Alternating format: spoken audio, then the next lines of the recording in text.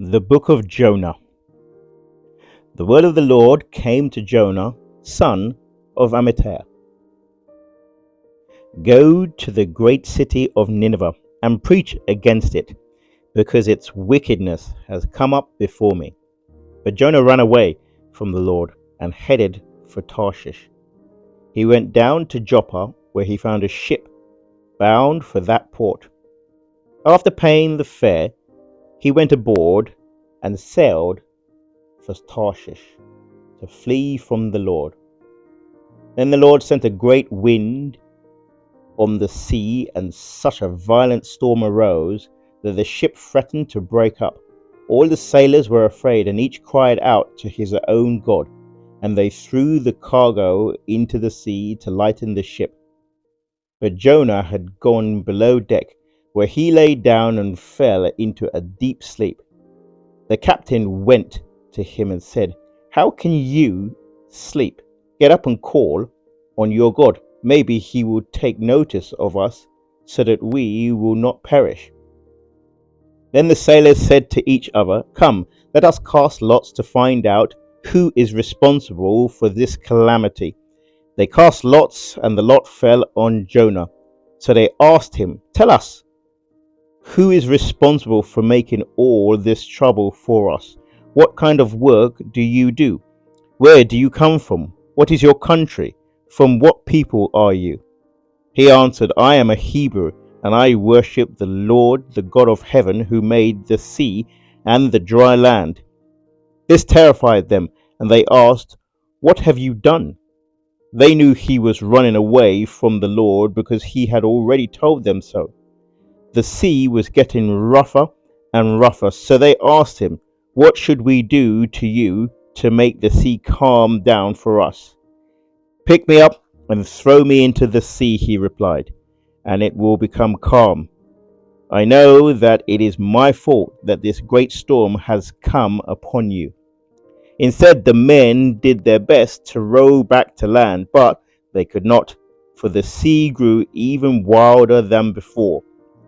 Then they cried out to the Lord, "Please, Lord, do not let us die for taking this man's life. Do not hold us accountable for killing an innocent man, for you, Lord, have done as you pleased."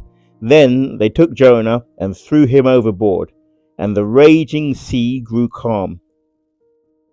And this the men greatly feared the Lord, and they offered a sacrifice to the Lord and made vows to him. Now the Lord provided a huge fish to swallow Jonah, and Jonah was in the belly of the fish 3 days and 3 nights. From inside the fish, Jonah prayed to the Lord his God. He said, "In my distress I called to the Lord, and he answered me. From deep in the realm of the dead I called for help, and you listened to my cry. You hurled me into the depths, into the very heart of the sea, and the current swirled around me. All your waves and breakers swept over me. I said, I have been banished from your sight, yet I will look again towards your holy temple." The engulfing waters threatened me, the deep surrounded me. Seaweed was wrapped around my head.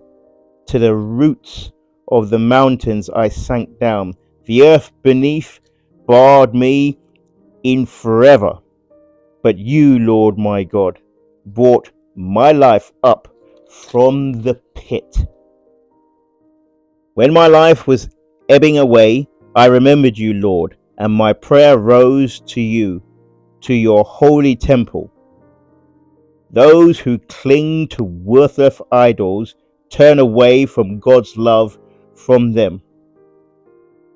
But I, with shouts of grateful praise, will sacrifice to you. What I have vowed I will make good. I will say, salvation comes from the Lord.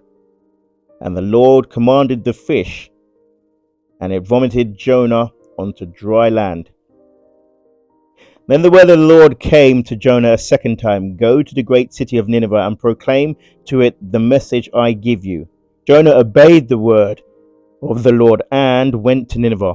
Now Nineveh was a very large city. It took 3 days to go through it. Jonah began by going a day's journey into the city, proclaiming, 40 more days and Nineveh will be overthrown. The Ninevites believed God. A fast was proclaimed, and all of them, from the greatest to the least, put on sackcloth.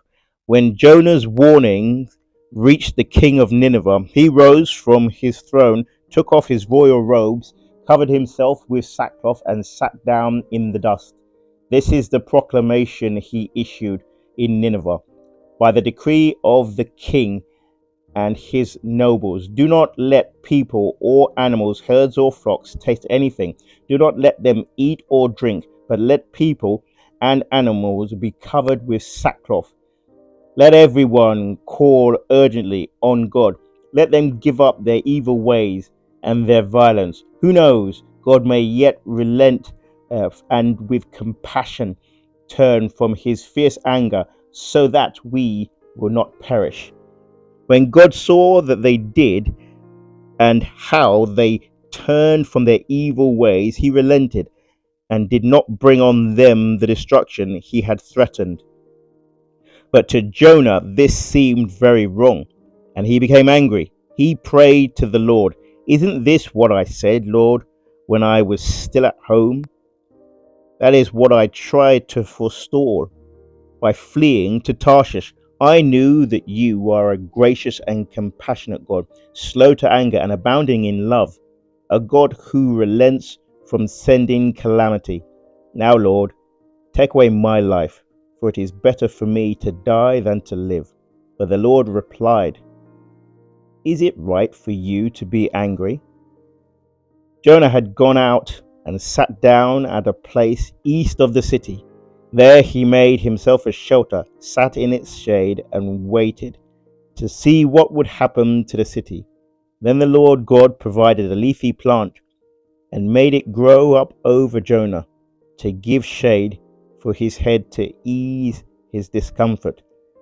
And Jonah was very happy about the plant. But at dawn the next day, God provided a worm which chewed the plant so that it withered. When the sun rose, God provided a scorching east wind, and the sun blazed on Jonah's head, so he grew faint. He wanted to die and said, "It will be better for me to die than to live." But God said to Jonah, "Is it right for you to be angry about the plant?" "It is," he said, "and I am so angry I wish I were dead." But the Lord said, "You have been concerned about this plant, though you did not tend it or make it grow. It sprung up overnight and died overnight. And should I not have concern for the great city of Nineveh, in which there are more than 120,000 people who cannot tell their right hand from their left, and also many animals?"